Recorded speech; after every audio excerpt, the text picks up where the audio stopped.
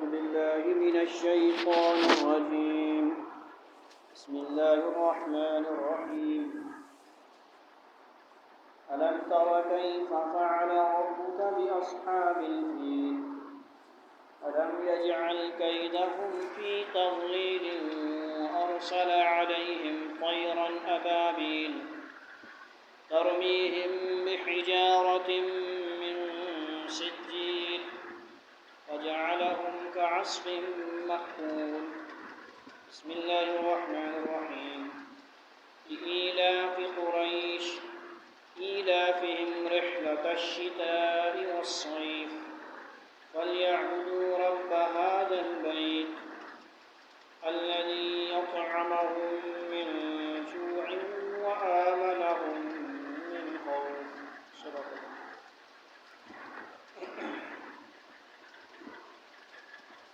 دونوں صورتیں آپس میں کچھ مناسبت رکھتی ہیں، اس لیے ہو سکتا ہے اکٹھا ہی ہو جانے تو کل بیان ہو جائے.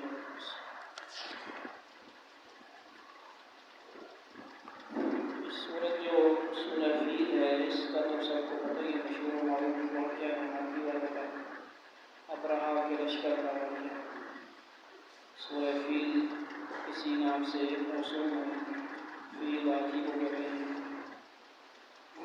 نبی صلی اللہ علیہ وسلم کو مخاطب کر کے اللہ تعالیٰ فرمائے الم تر، کیا آپ نے نہیں دیکھا کیف کیسے کر دیا یا کیا کر دیا فعل ربک تیرے رب نے، یعنی کیا آپ نے نہیں دیکھا کہ تمہارے پروردگار نے کیا کیا بأصحاب الفیل ہاتھی والوں کے ساتھ. الم یجعل کیدہم کیا ان کے مکر کو داؤں کو فی تضلیل غلط نہ کیا یا گمراہی میں نہ ڈالا.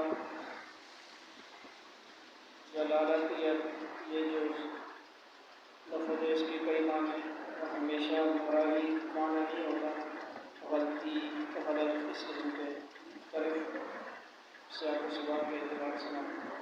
وَأَرْسَلَ عَلَيْهِمْ طَيْرًا أَبَابِيلَ اور ان پر جھنڈ کے جھنڈ یا غول کے غول. انہوں نے یہاں پہ جانور لکھا ہے، جانور ویسے پرندوں کو بھی کہہ سکتے ہیں، منع نہیں.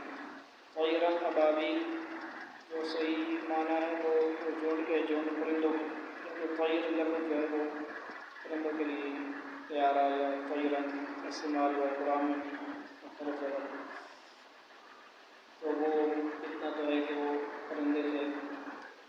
اور پرندہ اصل میں لفظ فارسی کا ہے، پرندہ پرندہ.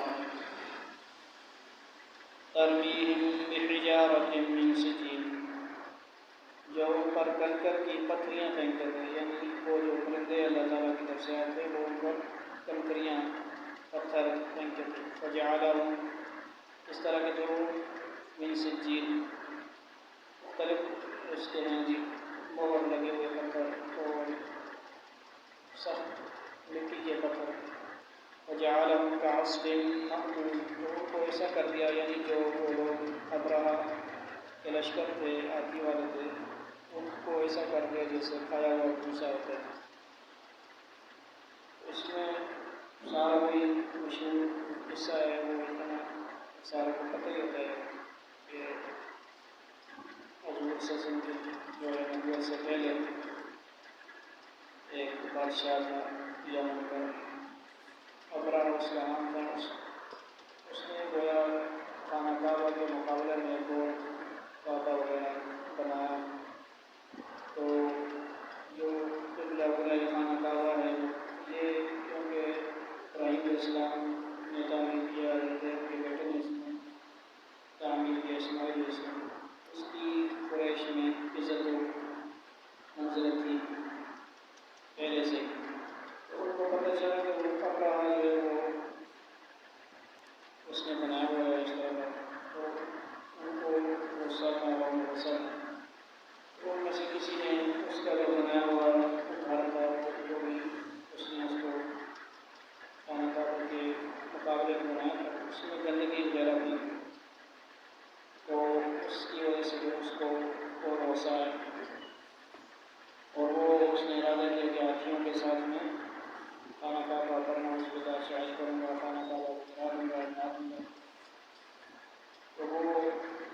اس ارادے سے نکلا بہت سارا لشکر لے کر آتی ہوں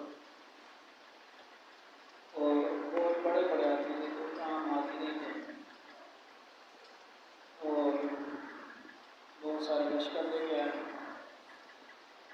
لیکن ایک مقام تھا کہ وہاں سے اس کا جو آگے بادشاہ تھا اس کا ہاتھی آگے نہیں جا سکتا تھا، اس کو کوئی حکم نہیں تھا، جو رک جاتا تھا، واپس جاتا تو چلتا، آگے جاتا تو نہیں جا سکتا۔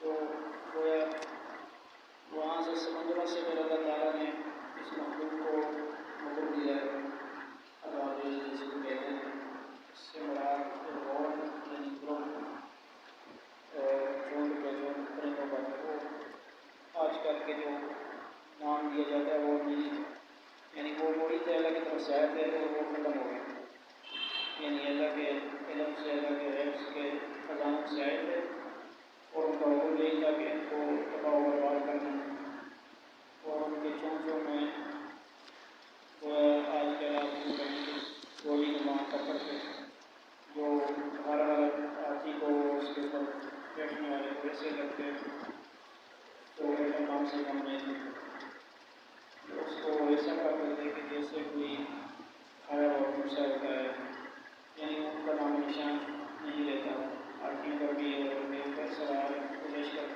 سب کا یہی حال ہے، اور خود ابراہا کا بھی خدمتناک انجام ہے، وہ بھی جلد ہلاک ہوا۔ اللہ تعالیٰ نے اپنے گھر کی جس کو اللہ نے حکم دیا انہا والا بیت کرنا، اس کی حفاظت کرنے کی، اور اس میں وہ مشہور واقعے تھے جو ایک نبی صلی کے خاندان کے تھے جس دن کے روک لیے گئے تھے، وہ انشاءاللہ تو اللہ تعالیٰ نے اس میں جو ہے اپنے گھر کی عظمت کو بیان فرمایا ہے۔